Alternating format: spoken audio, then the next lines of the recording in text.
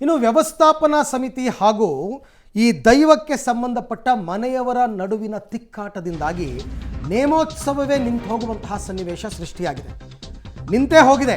ಪರಂಪರಾಗತವಾಗಿ ನಡ್ಕೊಂಡು ಬರ್ತಾ ಇದ್ದಂತಹ ನೇಮೋತ್ಸವ, 600 ವರ್ಷಗಳ ಇತಿಹಾಸ ಇರತಕ್ಕಂಥ ಕಲ್ಲಮಾಳಿಗೆ ನೇಮೋತ್ಸವ ನಿಂತಿರುವಂಥದ್ದು. ಬಂಟ್ವಾಳದ ಶಂಭೂರು ಶ್ರೀ ಕಲ್ಲಮಾಳಿಗೆ ನೇಮೋತ್ಸವಕ್ಕೆ ತಡೆ. ತುಂಬ ಫೇಮಸ್ ಇದು. ಹಾಗೆ ನೋಡೋಕೆ ಹೋದರೆ ನ್ಯಾಯಾಲಯದ ಆದೇಶದ ಹಿನ್ನೆಲೆಯಲ್ಲಿ ನೇಮೋತ್ಸವಕ್ಕೆ ಈಗ ತಡೆ ಬಿದ್ದಿದೆ. ದೈವದ ಕುಟುಂಬಸ್ಥರನ್ನೇ ಬಿಟ್ಟು ನೇಮೋತ್ಸವ ನಡೆಸೋದಕ್ಕೆ ಸಿದ್ಧತೆ ನಡೆದಿತ್ತು. ಬಂಟ್ವಾಳ ತಾಲೂಕಿನ ಶಂಭೂರು ಗ್ರಾಮದಲ್ಲಿ ಇರ್ತಕ್ಕಂಥ ದೈವಸ್ಥಾನ ನೋಡಿ, ಯಾವ ವಿಚಾರಕ್ಕೆ ಈ ರೀತಿ ಎರಡು ಇದರ ನಡುವೆ ಬಂತು, ಗದ್ದಲ ಆಯಿತು, ಗಲಾಟೆ ಆಯಿತು ಗೊತ್ತಿಲ್ಲ. ಬಟ್ ನೇಮೋತ್ಸವಕ್ಕೆ ಕೋರ್ಟೇ ತಡೆಯನ್ನು ಕೊಡುವಂತಹ ಸನ್ನಿವೇಶ ಸದ್ಯಕ್ಕೆ ನಿರ್ಮಾಣ ಆಗಿದೆ.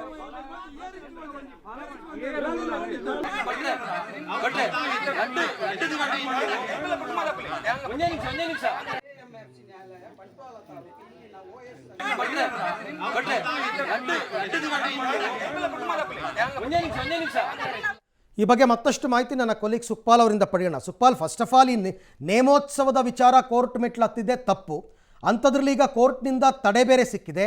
ಇದಕ್ಕೆಲ್ಲ ಯಾರು ಕಾರಣ, ಯಾಕೆ ಹೀಗಾಯಿತು ಅಂತ?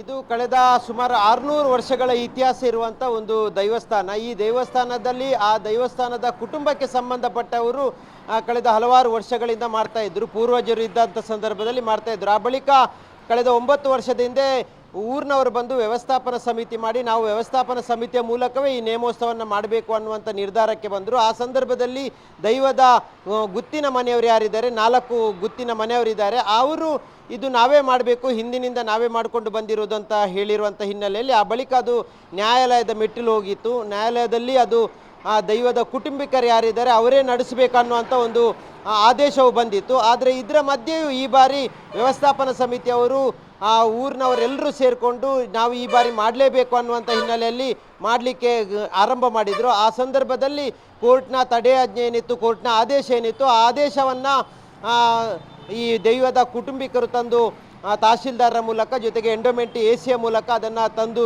ಒಪ್ಪಿಸಿದ್ದಾರೆ. ಆ ಬಳಿಕ ಅಧಿಕಾರಿಗಳು ಬಂದು ಪೊಲೀಸರ ಸಮ್ಮುಖದಲ್ಲಿ ಬಂದು ಈ ನೇಮೋತ್ಸವವನ್ನು ಇವತ್ತು ಮಾಡಬಾರ್ದು, ಇದಕ್ಕೆ ತಡೆ ಇದೆ ಅನ್ನುವಂಥ ಹಿನ್ನೆಲೆಯಲ್ಲಿ ಇದನ್ನು ಸ್ಥಗಿತಗೊಳಿಸಲಾಗಿತ್ತು. Aravind, okay, thank you. ತಮ್ಮೆಲ್ಲ ಮಾಹಿತಿಗೆ ಧನ್ಯವಾದ.